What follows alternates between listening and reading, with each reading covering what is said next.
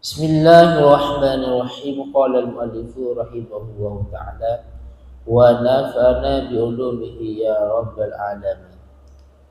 Bismillahirrahmanirrahim. Au qillati ma'in utawa titiknya banyu, utawa karena titiknya banyu bihaitsu la yakfi, kalawan sekiranya tidak mencukupi opo ma'un, bihaitsu la yakfi, kalawan sekiranya tidak mencukupi opo ma'un illal fardh, kecuali maring fardh.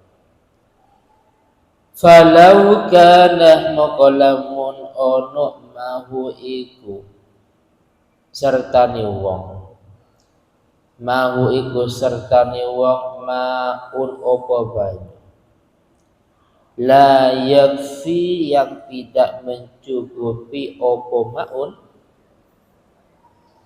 la yakfi yang tidak mencukupi opo maun hi ing man, litatimmati tuhrihi untuk menyempurnakan bersucinya man, untuk menyempurnakan bersucinya man. Insallasa, lamun melakukan 3 kali sopoman, lamun melakukan 3 kali sopoman aw ata otawa nakaaken sopoman, aw ata utawa nakaaken sopoman as-sunana ing pira-pira sunnahnya wudu, as-sunana ing pira-pira sunnahnya wudu, awih taja utawa membutuhkan, awih taja utawa membutuhkan sopoman ilal fadhilit mareng banyu kang lebih, ilal fadilih mareng banyu kang lebih, li'auqsi muhtaramin karena hausnya hewan yang dimuliakan, karena hausnya hewan yang dimuliakan. Harumah mongko haram isti'maluhu opo menggunakan ma'un atau banyu, isti'maluhu opo menggunakan ma'un atau banyu fi syai'in ing dalem suci-wici minas sunani sangkeng piro-piro sunnahnya wudu, minas sunani sangkeng piro-piro sunnahnya wudu. Wa kadzalan iku koyok mungkono-mungkono fil wudu, di dalam wudu. Wa kadzalan iku koyok mungkono-mungkono fil wudu yuqalu diucapkan opo za, yuqalu diucapkan opo za fil husli ing dalam mandi besar, fil husli ing dalam mandi besar. Sekilas penjelasannya bahwasanya orang yang wudu ini harus meringkas hanya melakukan kewajiban wudu saja, tidak boleh melakukan sunnahnya wudu. Ini dalam 2 hal. Yang pertama kemarin sudah dijelaskan, yaitu karena lidikil waktu, karena sempitnya waktu. Jadi wudu, kalau dia wudu dengan secara normal sempurna, semuanya dikerjakan, fardhu wudu dan sunnah wudu umpamanya, ini kan otomatis butuh waktu yang sangat lama, lebih lama daripada kita melakukan hanya fardhunya saja. Jadi kalau seandainya yang kita kerjakan dalam wudu hanya fardhunya, kita nututi sholat, waktu sholat. Tapi kalau seandainya kesunahan seperti sampai 3 kali, seperti kumur-kumur, menghirup air, terus masuk ke dua telapak dan seterusnya umpamanya. Seandainya dikerjakan ternyata kita tidak menutupi waktu sholat, anggaplah akhir waktu zuhur umpamanya, kurang sekian. Kalau kita wudhu hanya mengerjakan fardunya saja, ya cukup nututi. Tapi kalau kita wudhu selain fardu juga kita melakukan sunnah-sunnahnya wudhu, terus sampai masuk waktu asar umpamanya, maka harus melakukan fardunya wudhu, gak usah sunnah.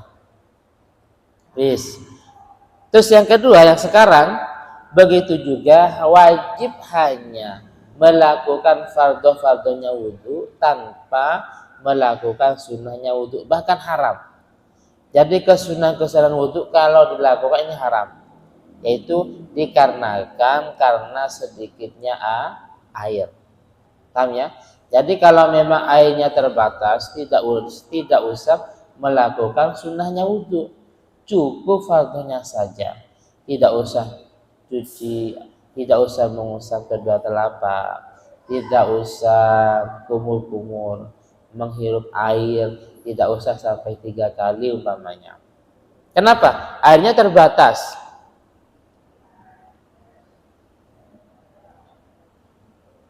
Ini insyaallah sah kalau dia sampai 3 kali atau melakukan kesunahan-kesunahan yang lain.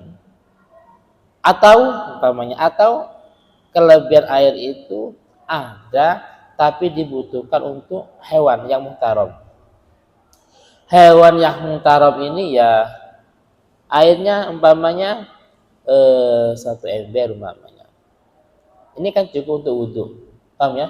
Cukup untuk wudhu dengan cara ya embernya posisi di atas umpamanya, terus sekiranya tidak kecipratan.